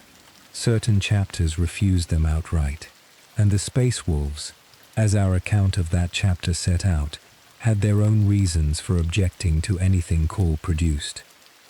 The deeper question is whether the Primaris solve anything. They are a better soldier drawn from a finite reserve that Call has been holding since the Crusade. When the reserve is spent, the Imperium is where it was, with the same degraded gene seed and no further supply, which makes the program a very large improvement that changes no underlying trend. And that description fits everything in tonight's account. For what reform runs into?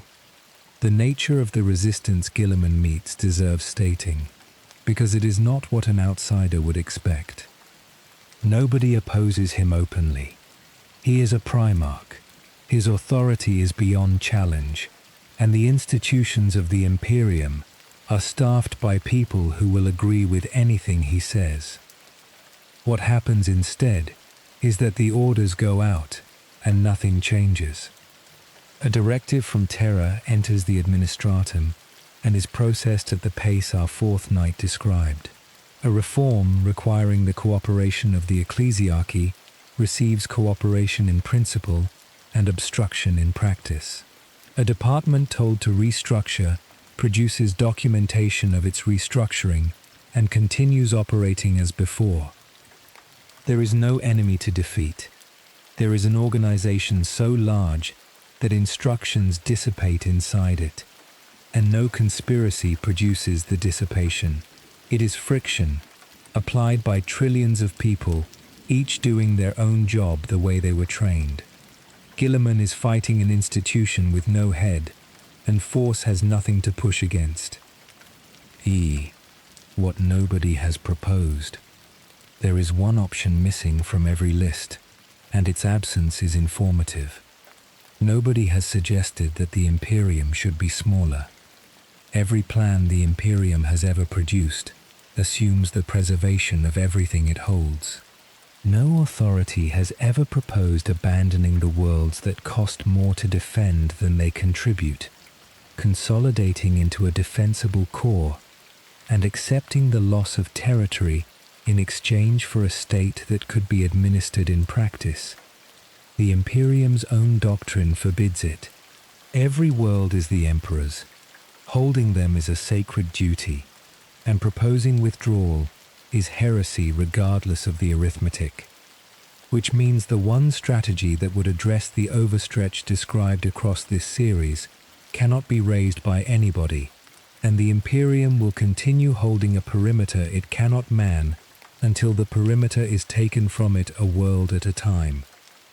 Why the list is this short? The list itself deserves a last word, because how short it is happens to be the finding. 6 nights described failures.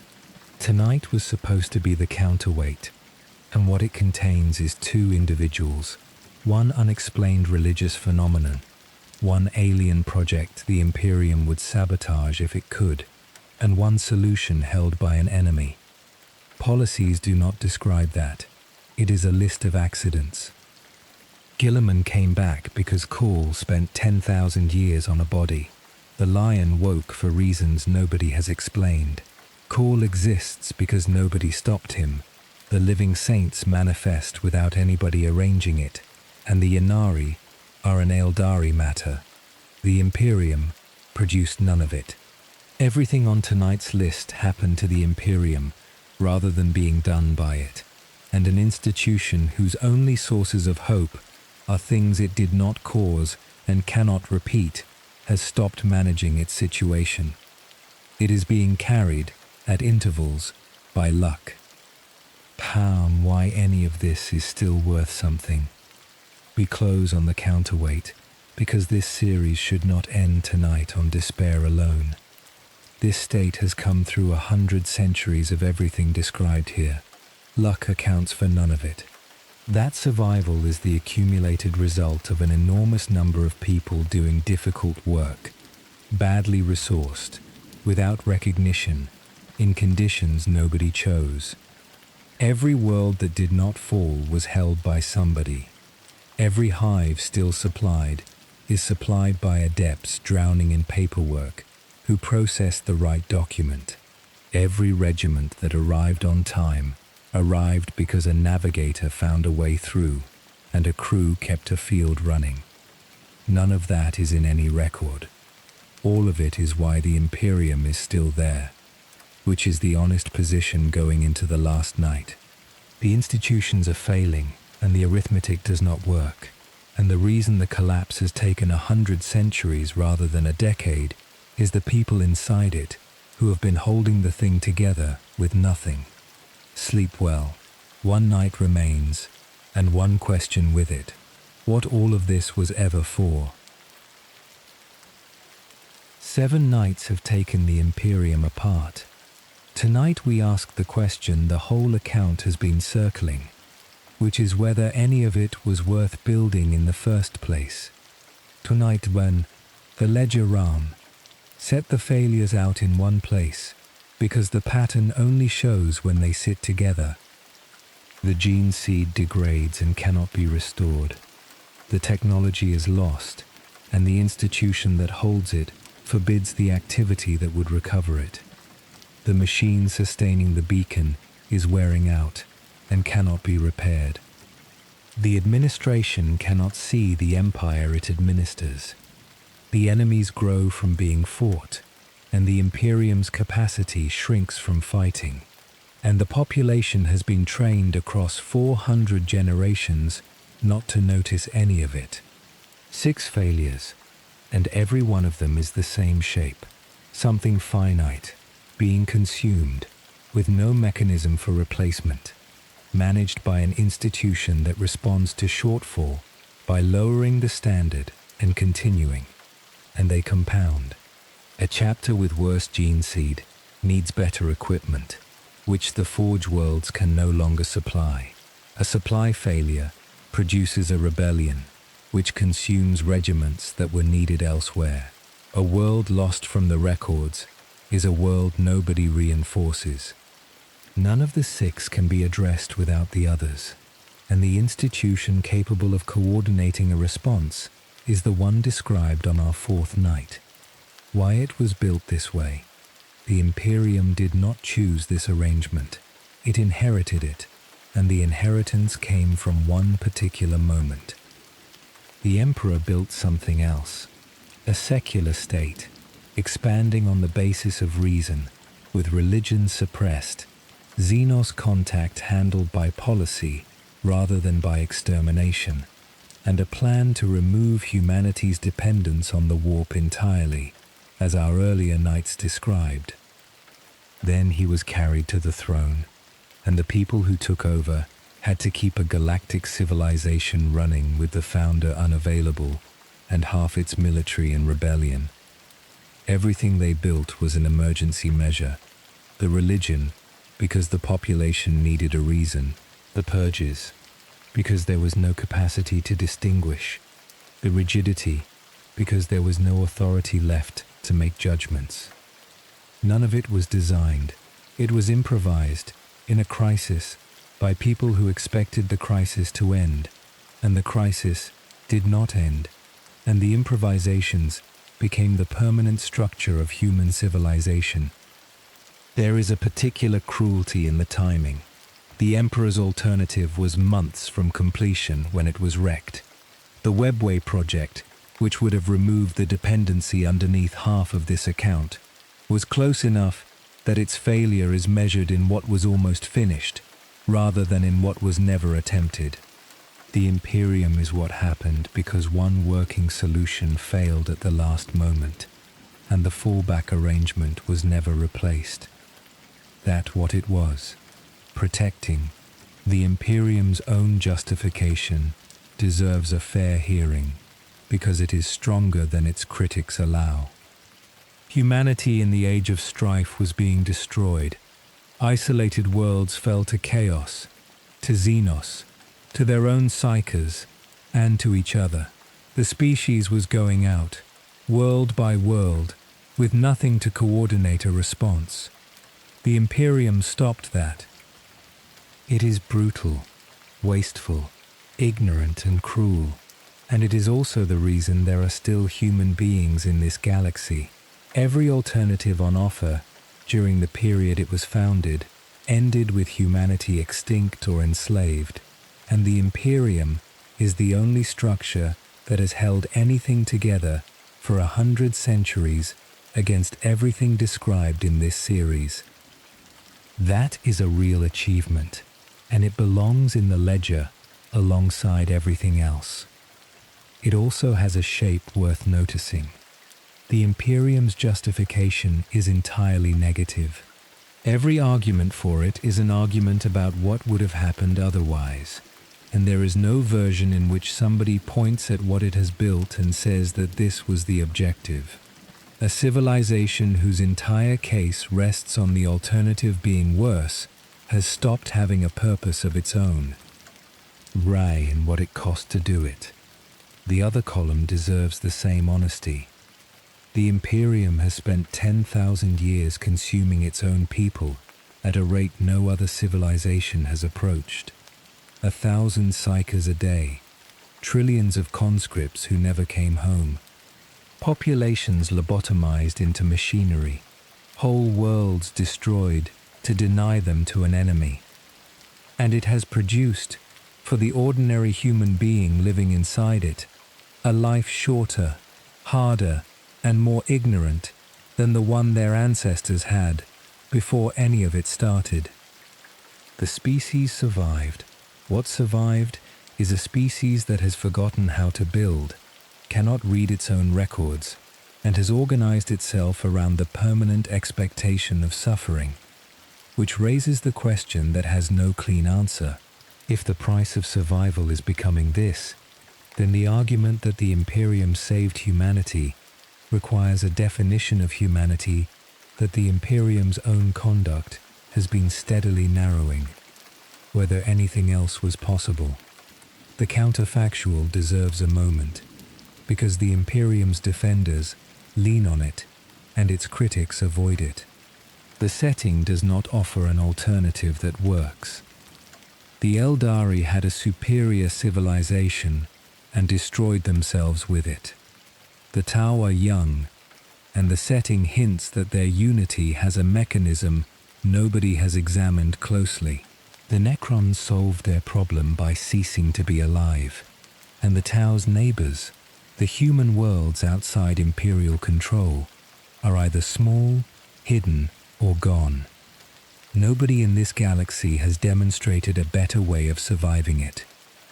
That is worth sitting with, because it is the setting's harshest proposition. The conditions are not incidental.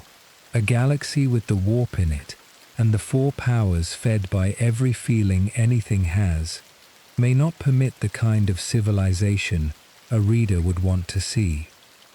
If that is right, the Imperium stops looking like a failure of imagination and starts looking like an accurate response to circumstances nobody would choose, arrived at by a species with no better options and no time to look for any, which does not vindicate the Imperium.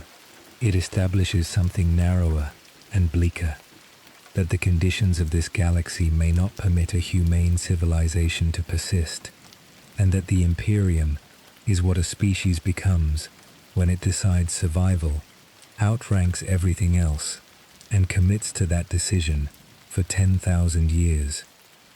The grimdark is the point. We should say what the setting is doing, because it is easy to misread. Warhammer 40,000 is a satire that stopped being read as one.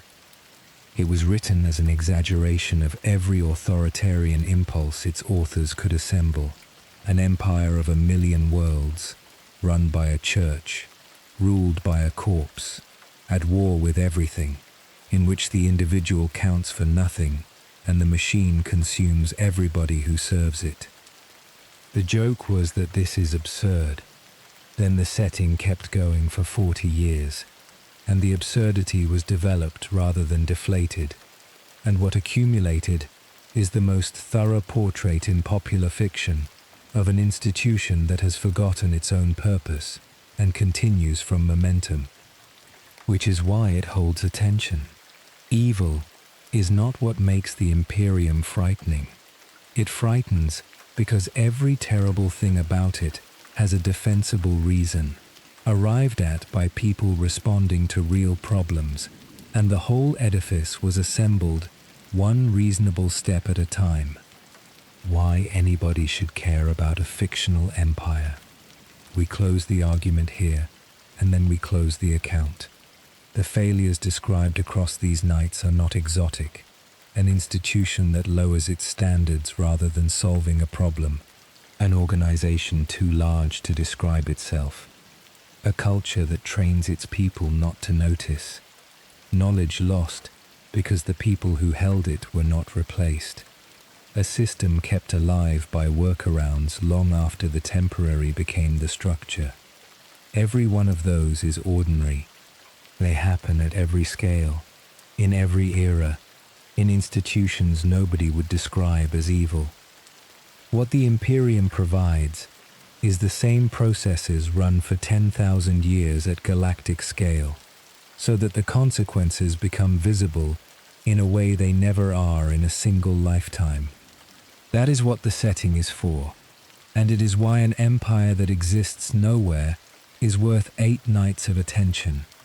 And that is why it works better as a portrait than as a villain. Nothing in this account required a single evil person.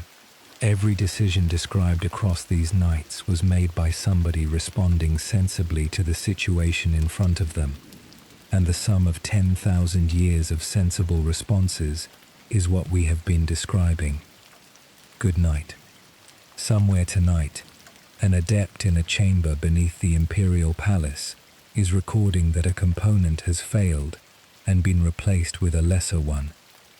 Somewhere a scribe is processing a return from a world that no longer exists. Somewhere a chapter's apothecary is examining gene seed and marking, again, that the tally is short. Somewhere a navigator is watching a light that has not gone out yet. And somewhere a person who has never been taught to read is finishing a shift in a manufactorum, in a city they will never leave, on a world they have never seen from outside, believing that their exhaustion is holy and that the Emperor knows their name. None of them can see the others. None of them knows what the whole thing looks like. The Imperium of man is 10,000 years of people doing their best inside something nobody designed, that stopped serving its purpose a very long while back, and that has been held together ever since by precisely the sort of person who will never appear in any record of it. It is dying. It has been dying since the day it was founded, and it is still here tonight because somebody is holding it. Good night, my dear friend.